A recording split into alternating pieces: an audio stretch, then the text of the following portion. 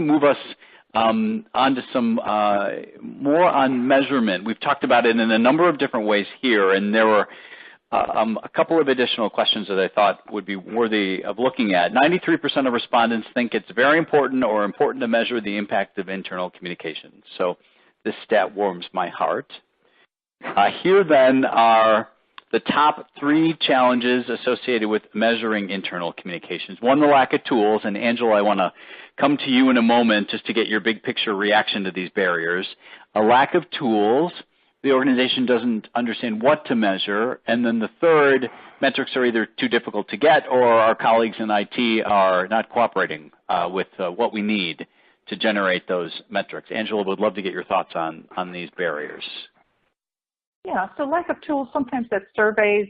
They're saying, well, these days with SurveyMonkey being available and other online things like that, the tools are there. I think the bigger issue comes from those people. They don't know exactly what to measure. And when they do, they tend to measure their activities. Like I sent out so many newsletters this year, or I conducted so many town hall webcasts, or they're counting what they're doing, not the impact of it. I just want to give people another thing to Google up. If you're trying to look for what to measure about internal communication and how to do it, there's a group in the UK called the Chartered Institute for Public Relations, CIPR. If you Google inside CIPR, which is the internal section of it, inside CIPR, measurement matrix. And it's a tool, it's a one-page tool that a group of us came up with that says, here's the different aspects of communication we can and should measure. And plus then we have 2 columns next to that. One that says, if you're going to do a survey, this is what a survey question might look like to get at that. And if you can't do a survey, here's other things you can measure at maybe lower cost and quicker time that will still get at that same kind of issue. So if that's your issue, I strongly recommend it's a great matrix to start with. Sounds like a fantastic tool. I was going to say, Steve, maybe for you, when it comes to not understanding sort of what to measure, aren't there some very typical outcomes that we seek as when we think about internal communications or engagement, or some common dimensions that we're normally looking at? Angela talked about not just outputs but outcome measures as well. So we'd love to get your take on that. Yeah, I just think that, and I'm not going to say anything groundbreaking or earth-shattering, that this whole idea about metrics, difficult to get.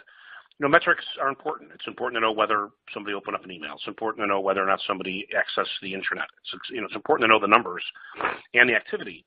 But I think communications does just a horrible job of linking that back to behaviors. And I think if you don't measure behaviors, and again, I loved what Angela said to start the call, and that is people get so overwhelmed by the idea of measuring overall behavior and employee engagement. Everything's about, oh my God, are we engaged?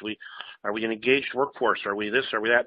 I think it's really important for communicators to focus on initiatives, communication campaigns, where we're actually changing behavior, to narrow it down, narrow the focus, and measure what matters. I mean, measure the things that matters to the business, that matters to leadership.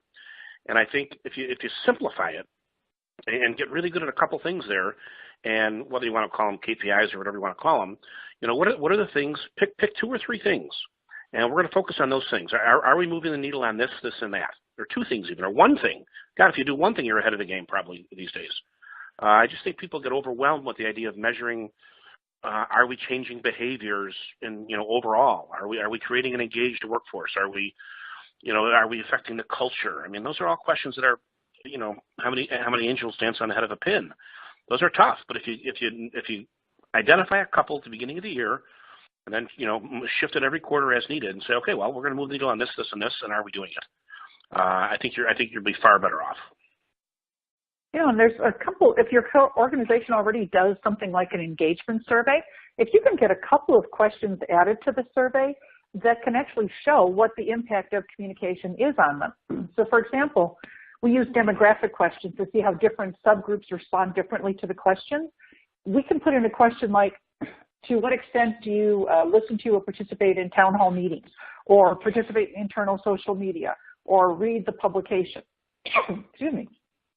The questions are not for the purpose of seeing what the true readership or viewership is, but we use that as a demographic to say, How interesting. The people who more frequently listen into the executive webcast have greater confidence in leadership. Those who participate more in internal social media tend to be more engaged by our engagement metrics. So just by adding a couple of questions, we can actually make those correlations. It's not cause and effect, but it's a correlation between certain communication things we do and certain of those outcomes on those surveys. I think that's an excellent point, because so many of our organizations, we have some kind of engagement survey, and often there are some communications questions or there may be a communications dimension on there that we can be thinking about, and then add those extra questions, Angela, as you mentioned, to see if we can come up with some, I'll use the word drivers, but some correlations around what can impact engagement. The other thing that we're seeing, if I could add, with some of our clients that are really excelling in this space, is they're doing a complementary survey to their engagement survey that looks at the overall communications climate. So they may do an engagement survey one year and do a communications climate survey the next year, because so often some of the engagement surveys don't have everything we need to be able to know what to stop, start, or continue when it comes to internal communications. But if we can do a separate survey that is connected to and linked to with some of the same questions in many cases, so we can come up with some drivers, that can be another way broadly to look at the broad communication system, which I think is just an add to what we've been already talking about today. Yeah, and David, I do the reverse as well when we're doing a communication survey to get at basically your blueprint for what you should be communicating and how. I try to add in a couple of engagement questions onto those surveys right off of their engagement survey, so we can do that same kind of outcomes correlation in the communication survey. You bet. And we're connecting our work to work that's already being done inside the organization. And in the spirit of, and we've all talked about this idea of adding value and making connections and bringing insights to the table and looking at things differently and bringing information that no one else has, but that leadership wants, that helps drive performance to the table, we can do that. So I want to move us on to. Could I just say go one ahead, thing? Angela. Could I just say one thing? Please. On this issue of how hard it is to get data from IT, I just want to give a little plug to Newsweaver, who's sponsoring this, because they've got a great ways of measuring analytics for your email, for your intranet, for internal social media, videos, things like that, that you control. You see on your own dashboard. You don't have to wait for IT to give it to you. Plus, they can also do a campaign where if you've launched a campaign using multiple channels, they'll give you the metrics on who opened up these different communications and from what did they launch their behavior. So I thank you so much for sponsoring this, you guys at Newsweaver. I just wanted to give you that plug.